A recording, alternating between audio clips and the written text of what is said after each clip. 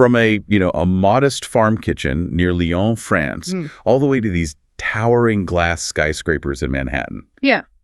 There's this one French chef, Daniel Boulud, and he didn't just open restaurants. No, not at all. He fundamentally rewrote the rule book for fine dining, didn't he? He absolutely did. So today, we're doing a deep dive into his world, this culinary visionary who, well, he turned luxury dining into something much bigger than just taste. Right. It's like this blend of architecture, culture, even human connection. Exactly. And our mission today really is to unpack the strategies behind that global influence, the stuff maybe you don't always hear about. Yeah, going beyond the Michelin-starred. Mm-hmm. How did he turn this passion for French cooking into a genuine empire? And how did he redefine what luxury even means today in the food world? We'll be hunting for those key moments, those insights that let him not just survive, but really thrive. And build this lasting legacy that, keeps evolving even now. So get ready for hopefully some real aha moments. Because Boulud's journey, it really offers a kind of unique blueprint for anyone looking to make a lasting impact. Definitely. We're going to look at how he redefined the value of fine dining, his very strategic choices for iconic locations. That's a big one. Yeah. And his pivot into these high-end event spaces. Plus how he built this lasting brand influence and, importantly, social impact. And maybe the most crucial bit, how he innovates through crisis. He plays the long game, crafting something timeless. So Boulud's philosophy, it seems to start with this fundamental shift, right? A meal isn't just food. Exactly. It's an orchestrated experience. It's like a journey he designs, weaving together culture, emotion, and this deep sense of place. And he brought those values, the quality ingredients, the careful preparation from his roots near Lyon. Right, from the farm. And infused them into the New York dining scene back in the, early 80s. Yeah, and that really reshaped American expectations of what French cuisine could be. Okay, so maybe the most striking example of this, maybe even audacious. Yeah. It has to be the DB Burger, right? The $99 one. Oh, definitely.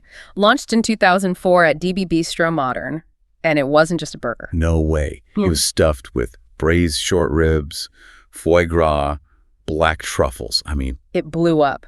Instant media sensation, a conversation starter, kind of a status symbol, honestly. And a massive brand amplifier for him. He didn't just reframe a burger. He reframed the whole idea of luxury, but in a way that felt surprisingly accessible, yet still aspirational. And what's fascinating is, for Boulud, this wasn't just some gimmick to get headlines. He really understood that fine dining, at its core, it's about giving people an experience they remember long after the meal is over. And that viewpoint let him navigate this changing restaurant world where people increasingly want moments worth sharing, not just food. Right. It highlights that perception, the storytelling. It's just as crucial as the flavor itself. The whole experience has to justify the value. Totally. And think about this. His flagship, Daniel, earned 3 Michelin stars, then lost one in 2014 and another just in 2024. Wow. But instead of just chasing stars, he deliberately doubled down on the guest experience. Focus on warmth, artistry, the whole theatricality of the dining room. He actually said something like, we're not just cooking for Michelin. We're cooking for people. Yeah. That's pretty radical in an industry that can be so obsessed with ratings. That is a profound statement. It means the value isn't just about price tags or stars anymore. It's about how deeply an experience connects with you. He really did rewrite that rule. The experience itself becomes the currency in modern luxury dining. Okay, so if the experience is everything, where does that experience best happen? Where does it come alive? Exactly. And that leads us straight to his strategic choices about location, iconic locations. Right. Boulud got it from the start. Location isn't just a backdrop, it's like a character in the restaurant story. So putting Daniel on the Upper East Side in '93, that wasn't just about finding an empty space. No, he filled what he saw as a void there. He positioned Daniel as the cultural spot for the city's elite. It was like the address itself was part of the appeal, part of the menu. And his expansion strategy, it wasn't just about scaling up fast, was it? It feels more deliberate. Very deliberate, selecting sites with real symbolic architectural weight. Think about Le Pavillon. Opened May 2021, right? Inside One Vanderbilt in Midtown. Yeah, and it's not just a big room. It's massive, over 11,000 square feet, 57-foot ceilings. Those 20-foot olive trees. Exactly.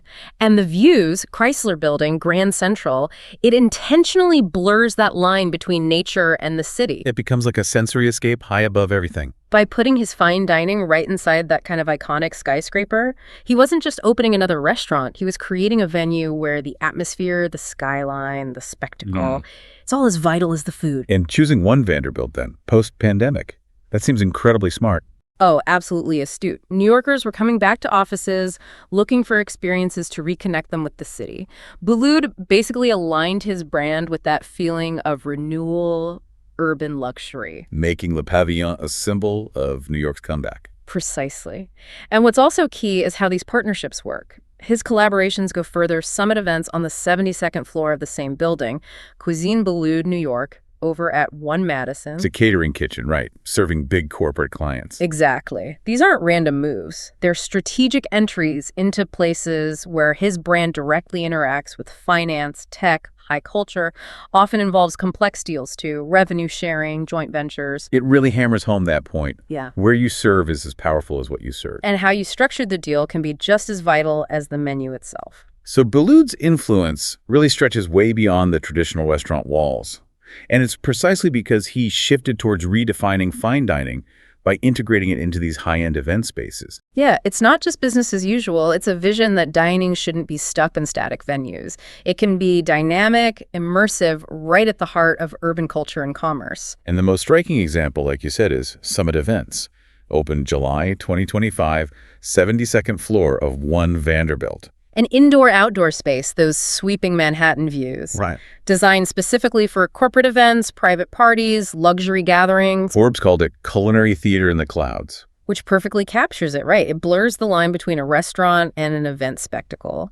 And this wasn't accidental. It felt like a calculated response to that post-pandemic demand for unique spaces, safe, exclusive, memorable. He basically turned fine dining into a lifestyle experience, embedded in premium real estate, partnering with developers like SL Green. Puts his brand right where the high-traffic, desirable action is. And we see it again with Cuisine Boulud New York at One Madison, launched earlier in 2025. That catering hub serving bespoke menus to clients like IBM, Rolls-Royce, Carnegie Hall. It's not just an add-on. It shows this new rule Boulud introduced. The future of luxury food lies in being flexible, integrated. It travels to where culture and commerce meet, instead of just waiting for them to come to you. Now, some critics might say, doesn't this kind of expansion, this diversification, dilute the artistry of a Michelin-starred chef? That's a fair question. But Boulud seems to masterfully maintain his reputation by controlling the quality, the curation at every single level. Every menu, every detail. Whether it's at Daniel or a corporate catered event, it has his signature. The venues themselves become part of the experience, merging fine dining with this architectural drama, social prestige. So he's showing that fine dining is ultimately about creating moments that resonate. In spaces that matter, for audiences that want more than just a meal. It's clear his brand goes way beyond the dining room. Yeah. But it's not only about food and real estate, is it? He seems deliberately positioned at this intersection of food, culture, and social responsibility. Absolutely. He acts like a true cultural ambassador for French cuisine in America. A key piece of this is those strategic partnerships, beyond just the property developers. Right. Collaborating with developers, hospitality providers. It anchors his dining experiences right where high-profile individuals and corporations gather. Cuisine Boulud New York at One Madison is the perfect example. Delivering those curated menus right into the corporate world, integrating fine dining into their identity, their executive entertainment. But at the same time, his influence gets this huge boost from his commitment to social initiatives. For over 20 years, he's been a massive supporter of City Meals on Wheels. Raising millions for homebound elderly New Yorkers through his annual Sunday supper event. And that consistent engagement, it's not just charity. It's what you might call soft power. It subtly builds goodwill, shapes the public perception of his brand as one that cares about the community. Which in turn probably reinforces its luxury appeal and broadens its influence. Exactly. And then there's something truly remarkable, maybe less obvious when you think about a chef. His role as a mentor. Ah, yes. So many chefs who trained under him have gone on to open their own successful places worldwide. Carrying his techniques, his values, his ethos. When we talk about his culinary DNA, it's more than just recipes. It's the philosophy, the precision, the hospitality approach. Even the leadership style he instills, and his protégés carry that into their own ventures. You can almost recognize a Boulud school of dining out there. So it's his combination corporate partnerships, Yeah. philanthropy, mentorship that creates this powerful story around his brand. It thrives on relationships, cultural engagement, and this vision that blends shrewd business strategy with, well, a deep human connection. He's not just a chef. He's a strategist, a philanthropist, and ambassador, really redefining what it means to be a celebrity chef today. But his career has also faced significant challenges, right? And that's where his knack for playing the long game really comes through. He seems to treat crises not as dead ends, but as chances to rethink and come back stronger. Take the COVID-19 pandemic. It devastated the industry. But Boulud adapted. He launched Daniel Boulud Kitchen. The high-end meal delivery service. Yeah, which not only kept his team working, but also introduced his brand to a wider audience. It showed this unexpected resilience, adaptability. And when things eased up, he didn't just flip a switch back to the old ways. He used that time to reimagine dining.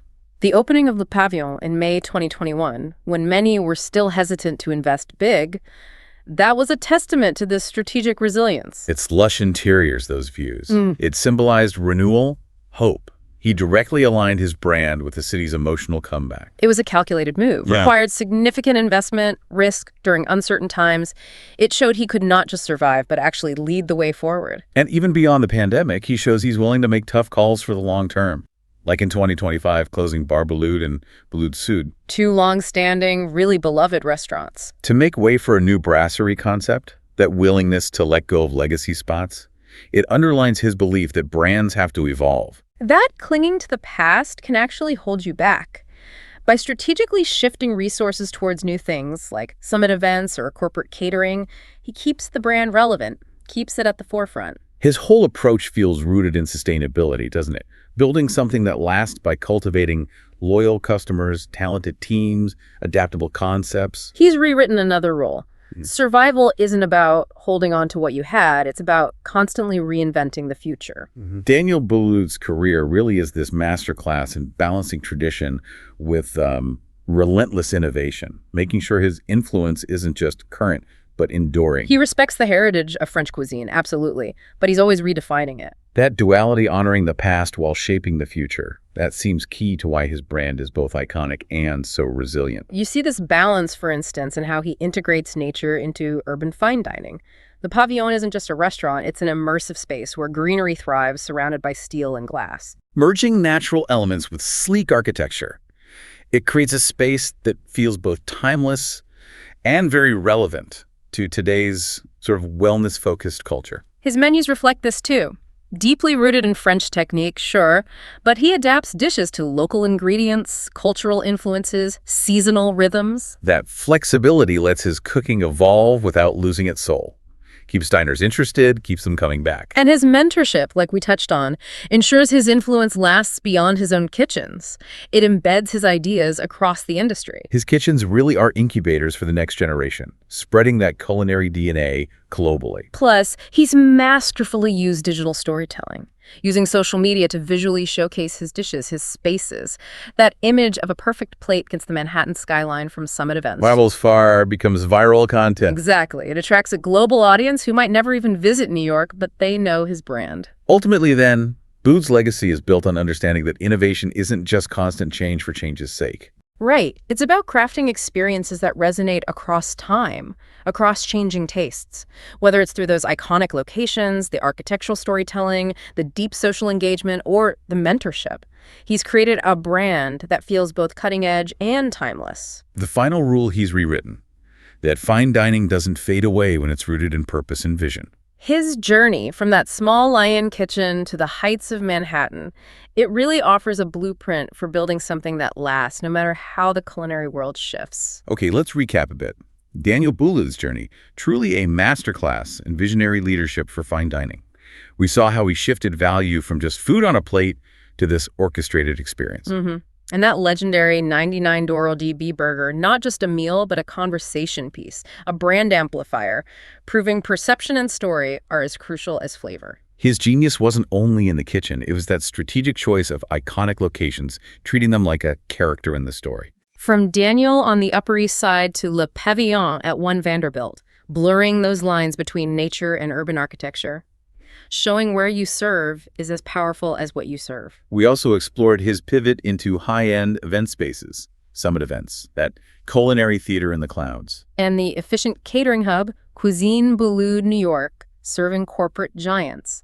It reveals that the future of luxury food involves flexibility, integration, not being stuck in one room. His brand influence stretches far beyond stars, through strategic partnerships, often codependent ones, with real estate developers. And especially his deep commitment to social initiatives like City Meals on Wheels, raising millions, building that invaluable soft power, plus the ripple effect of mentorship chefs carrying his culinary DNA worldwide. And finally, his remarkable resilience, innovating through crisis Daniel Boulud kitchen during the pandemic. Or strategically closing beloved spots to make way for new concepts. True leadership shaping the dining narrative itself, reinventing the future, not just clinging to the past. Daniel Boulud's story really reminds us that the rules in any field, well, they aren't fixed, they can be rewritten. By those who dare to blend tradition with bold innovation, who understand that real legacy comes from creating something that feels both perfectly of its time and somehow timelessly beyond it. So, for you, listening right now, what does it truly mean to rewrite the rules in your own field? Is it about daring to innovate when others pull back, embracing challenges as opportunities? Or finding that enduring beauty in tradition while still pushing its boundaries? How can you apply that kind of vision to create something that doesn't just survive, but thrives and genuinely lasts no matter how your landscape evolves?